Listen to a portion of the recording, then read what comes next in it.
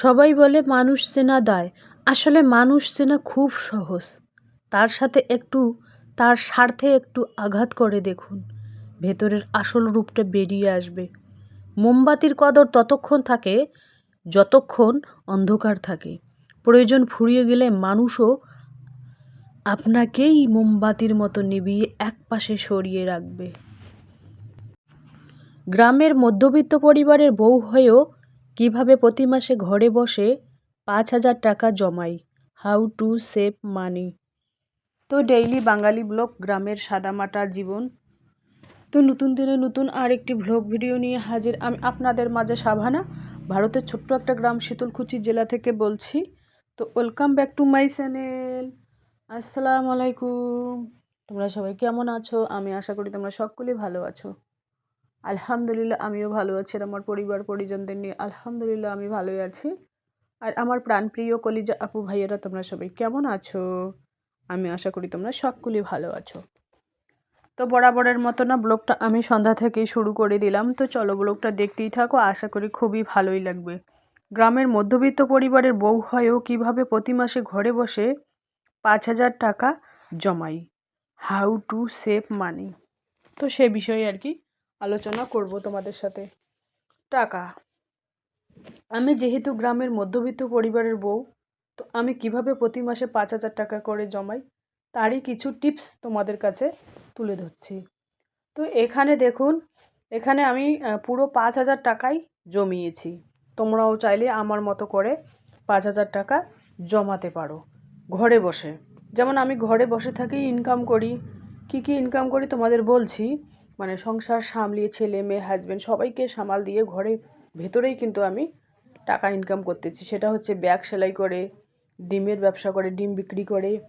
তো এই দুটো ব্যবসা করেই কিন্তু আমি আলহামদুলিল্লাহ প্রত্যেক মাসে আমি 10,000 প্লাস ইনকাম করি আলহামদুলিল্লাহ।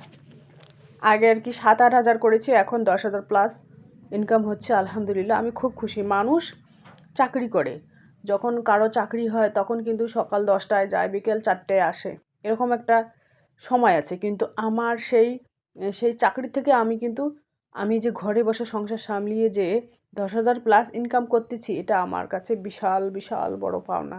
কারণ দেখুন, আমি বাড়িতে থাকলে আমি বাড়িতে একটু ঘুমোতেও পারি বা বাড়ির কাজগুলো সুষ্ঠুভাবে করতে পারি। এখন যদি আমি চাকরিতে যাই তাহলে কিন্তু আমার সেইগুলো কাজ হবে না, একেবারে সানডের দিন করতে হবে। তা চাকরিতে সবার কপালে জোটে না, সৌভাগ্যের দরকার হয় একটা। চাকরি হলে কি একটা সুনাম হয় যে অমুকের মেয়ে চাকরি করেছে, অমুক নামে চেনে, এটাই। আর ব্যবসা ট্যাবসা এইগুলো তো চাকরির যেমন একটা নির্দিষ্ট টাকা থাকে, ওই 10,000-10,000ই থাকে, কিন্তু বছরে বছরে ওই হলেও একটু হলেও বাড়ে। কিন্তু আমি যে ব্যবসাটা করতেছি, কোনো সময় 10,000 হয়, কোনো সময় কোনো মাসে 12,000, কোনো মাসে 15,000, 10,000 প্লাস আর কি। আমি আল্লাহর কাছে এটাই শুকরিয়া আদায় করতে চাই, আমি খুব খুশি, খুব খুশি। কারণ আমাকে ওই 10টার থেকে সকাল 10টার থেকে 4টে অবধি আমাকে থাকতে হয় না। আমার ওই বাড়ি থেকেই ব্যাগ নিয়ে যায়। কেউ কেউ আবার বেশি করে যদি ব্যাগের অর্ডার দেয় তখন তাকে দিয়ে আসতে হয়। ওই আধা ঘন্টা 1 ঘন্টার জন্য আমাকে যেতে হয় ওই যাওয়া আসাটা আর কি। টোটোয় বা টেম্পুই যাওয়া আসাটা টাইমটুকুই খালি লাগে। তো সবাই কিন্তু টাকা জমায়, কিন্তু সবার টাকা জমানোর ধরনটা আলাদা। কেউ ব্যাগের ভিতরে রাখে, কেউ টেবিলের যে কভার আছে সে কভারের ভিতরে রাখে, কেউ আলমারির ভিতরে রাখে, আর মানে কেউ কাপড়ের ভাঁজে রাখে। এরকম একটা করে মানে সবাই কিন্তু, কেউ বালিশের তলায় রাখে। পরিবারের লোকেদের কাছে আর কি ছুপিয়ে ছুপিয়ে এভাবে জমিয়ে রাখে। কেউ কেউ টাকাটাকে আটকিয়ে রাখতে পারে, কেউ কেউ আবার খরচ করে ফেলে। কিন্তু সেই খরচ করার থেকে নিজেকে কিন্তু কন্ট্রোল করতে হবে। আর অপ্রয়োজনীয় জিনিস কেনা থেকে নিজেকে বিরত রাখতে হবে সব সময়। প্রয়োজন ছাড়া কোনো টাকা খরচ করার দরকার নেই, কারণ যেটা না হলেই চলবে সংসারে সেই জিনিসটাই কিনতে হবে। যেটা আছে 2-3টে আছে, 2-3টে রান্না আছে, 2-3টে অমুক আছে তমুক আছে, হ্যানা ত্যানা, এইগুলো কোনোটাও তোমার কিনতে হবে না। যেটা একেবারে নেই বলতেই চলে, সংসার সেটাই নেবে। তো এই যে দেখুন আজকে রান্না হবে কি, এখানে হচ্ছে পাঙাশ মাছ, আমি লাউ দিয়ে আজকে রান্না করব। তো পাঙাশ মাছ খেলে, সামুদ্রিক মাছ তো তেল আছে, পাঙাশ মাছ খেলে স্কিন ভালো থাকে আর কি। আমরা কিন্তু আগে পাঙাশ মাছ খেতাম না, এখন আর কি খাই, মানে বেশ ভালোই লাগে আর কি পাঙাশ মাছ খেতে। মানে মানে পাঙাশ মাছের তেল খুব, তো যে কোনো সবজির সাথে বানিয়ে নিলে একেবারে টপটাপা হয়ে ওঠে। টাকা টাকা থাকলে তোমার দাম আছে, সম্মান আছে, ভালোবাসা, ইজ্জত, মান, সম্মান সবই কিন্তু পাওয়া যায়। টাকা না থাকলে কিচ্ছু পাওয়া যায় না, এসব থেকে নিজেকে বঞ্চিত থাকতে হয়। সেই জন্য টাকাকে সবসময় গুরুত্ব দিন, ভালোবাসুন। কীভাবে টাকা ইনকাম করতে হয় সেটা সেটা নিয়ে ভাবতে হবে। মেন বিষয় হচ্ছে এটাই। হ্যাঁ, আমি বলি না তোমাদের যে মাসে 5,000 জমাও, 10,000 জমাও, তোমার সাধ্য মতো তুমি করতে পারো। এখানে কোনো টার্গেট নেই। তুমি 2,000ও সেভ করতে পারো, 500 টাকাও সেভ করতে পারো, 10 টাকা করে হলে 300 টাকাও সেভ করতে পারো, সেটা তোমার উপর ডিপেন্ড করে। দেখুন, কতগুলো লোক আছে আমার চোখের সামনেই, মানে বয়স্ক হয়েছে কিন্তু ইয়ং বয়সে কান্নাকাটি করে, আমার সাথে গল্পগুজব করে, তো আমি টের পাই। মানে ইয়ং বয়সে টাকা জমিয়ে রাখে নেই, মানে যেটাই মুরগি হাঁস, মানে মহিলা মুরগি হাঁস পেলে যেটাই ইনকাম করেছে না কেন হাজব্যান্ডের হাতে তুলে দিয়েছে। এখন এখন যে বয়স্ক হয়েছে, এখন ছেলে বউ হয়েছে, হাজব্যান্ড মনে করো চিল্লায় গেল, নেচাপে গেল, নামাজের কাজে গেল, তখন নিজেকে একা মনে হয় অমুক খাবো, অমুকটা পড়বো, অমুক জায়গায় যাব।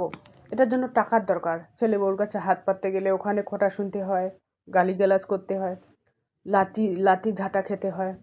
তো এইগুলো থেকে বাঁচতে গেলে না, ইয়ং বয়সে টাকাকে সেভ করতে হবে, আর বৃদ্ধ বয়সে টাকাই তোমাদের সেভ করবে। সেই জন্য টাকাকে একটু একটু করে হলেও সঞ্চয় করতে শিখুন। আবার ছেলে মেয়ে, ফ্যামিলি সবাইকে টাকা সঞ্চয় করতে হয় কীভাবে, সেটাও শিখিয়ে পড়িয়ে নিতে হবে। সেটা মানে ভবিষ্যতে যাতে কাজে দেয় আর কি।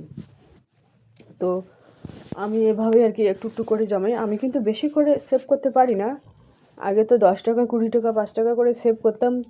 হ্যাঁ, ভাতটা তাড়াতাড়ি ভর্তি হয়ে গেছে।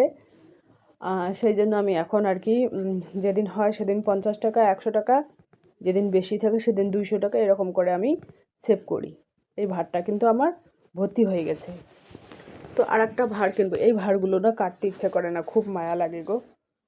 সেই জন্য ভাবি কি এরকম করে ভাঁড় যদি 50 টাকা, 100 টাকা, 200 টাকা করে জমাই, যদি এরকম ভাঁড় যদি 5টা জমিয়ে রাখতে পারি, তাহলে আমার মানে বছরের শেষে একটা মোটা অঙ্কের টাকা আসবে। যদি 50 টাকা করে প্রত্যেক দিনই ফেলি, 1,500 টাকা মাস। যদি 100 টাকা করে ফেলি, তাহলে 3,000 টাকা মাস। আমি চেষ্টা করব 100 টাকা করে ফেলার। 3,000 মাস হলে 3 6 18,000, 1 বছর হচ্ছে 36,000, বছরে হচ্ছে 36,000 টাকা। 36,000 আর কিছু ভর্তি দিলে একটা গোল্ড হবে, একটা হাতের হবে বা কানের হবে, এরকম একটা পরিস্থিতি। বছরে বছরে একটা করে গোল্ড কিনে রাখলে নিজের জন্য ভালো। তো ওখানে চা খেতে খেতে আমি কিন্তু লাউটা কাটছি, কারণ ওই চাকু দিয়ে আবার লাউর ছিলকাটা তুলে ফেলছি। আবার যে দা আছে সেই দা দিয়ে আর কি লাউটা কেটে নিচ্ছি, এরকম ছোটো ছোটো টুকরো করে কেটে নিচ্ছি। রাতে যদি রান্না করে রাখি পাঙাশ মাছ দিয়ে লাউ, সকালবেলা গরম ভাত দিয়ে হেভি টেস্ট লাগে খেতে। সেই জন্য আর কি, শীতের সবজি তো জানোই। আর এই লাউটা নিয়েছে 50 টাকা, কচি লাউ, একেবারে কচি। তো যাই হোক, বানাবো আর কি। এই যে পাঙাশ মাছটা আর কি ভেজে নিলাম, লাউর খোসাগুলো রেখে দিলাম এই কারণে, আলু দিয়ে ভাজা করতে হবে। এখানে দেখুন হাজব্যান্ড, প্রবাস থেকে হাজব্যান্ড চলে এসেছে। উনি কিন্তু জানে না, ওনাকে চুপ করে কিন্তু ক্যামেরাবন্দি করেছি একটু। তো যাই হোক, ছেলে মেয়ে হাজব্যান্ড কেউ কিন্তু ক্যামেরার সামনে আসতে চায় না। আমি কিন্তু মানে জোর জবরদস্তি, মানে চড়ি চুপকে আর কি তুলি। তো যাই হোক, ফার্স্ট পেমেন্ট আলহামদুলিল্লাহ যদি তুলতে পারি, তাহলে কিন্তু হাজব্যান্ড, ছেলে মেয়ে এরাও একটু খুশি হবে। জানি না কতদিনে ফার্স্ট পেমেন্ট তুলবো, সেটাই আর কি। হচ্ছে ডলার জমা হচ্ছে, খুব শীঘ্রই আর কি ফার্স্ট পেমেন্ট তুলবো, তোমাদের সামনে আর কি তুলে ধরবো। এই যে দেখুন লাউয়ের তরকারি।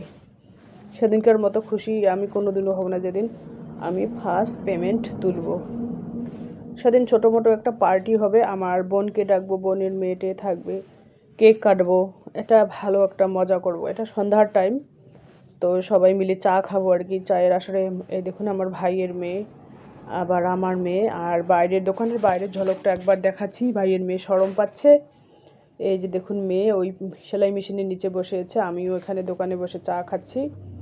আমার এই বড় যে লাল কাপটা আছে এই কাপের 1 কাপ চা না হলে, 250 গ্রাম চা না হলে আমার কিন্তু শান্তি হয় না। ওই ছোট কাপের 1 কাপ চা খেয়ে আমার পিপাসাই মেটে না, পিয়াসই মেটে না। আমি লাল চা খাই। দুধ তো পাওয়াই যায় না, 50 টাকা কিলো, তবু দুধ পাওয়াই যায় না। সেই জন্য আর কি লাল চাই আমার বেস্ট। ওখানে আদা, তেজপাতা, যদি মানে একটু আর কি লবঙ্গ এলাচ টেলাচ দিই, ভালোই লাগে। ভোগ পাতা দিলে আরও ভালো, একটা টেস্ট, একটা ফ্লেভার হয়। লাল চাটা লেবু চা দেই কোনো সময়, যেটা হাতের কাছে যেটাই থাকে সেটা দিয়ে আমি চা বানিয়ে নিই। যেদিন লেবু থাকে সেদিন লেবু চা বানাই। এটা আর কি। এখানে মুড়ি নিয়েছি, ঝুড়ি মুড়ি ভাজা, কাঁচা লঙ্কা, পেঁয়াজ টেস্ট দিয়ে একটু মাখা করেছি, তাই দিয়ে আর কি খাচ্ছি। ওই সাইডে মেয়ে, আমার ভাইয়ের মেয়ে আর আমি, ওরা আর কি অফ ক্যামেরায় খাচ্ছে। যাই হোক, তো চলো আজকের ব্লগ এ পর্যন্তই। ততক্ষণ তোমরা সবাই সুস্থ থাকো, সাবধানে থাকো। টাটা, আল্লাহ হাফেজ। আমার কিন্তু সন্ধ্যার সময় এরকম, সন্ধ্যায় হোক আর সকালে হোক, এরকম এক বাটি আর কি মুড়ি মাখা আর চা হলে কিন্তু যথেষ্ট। তো চলো।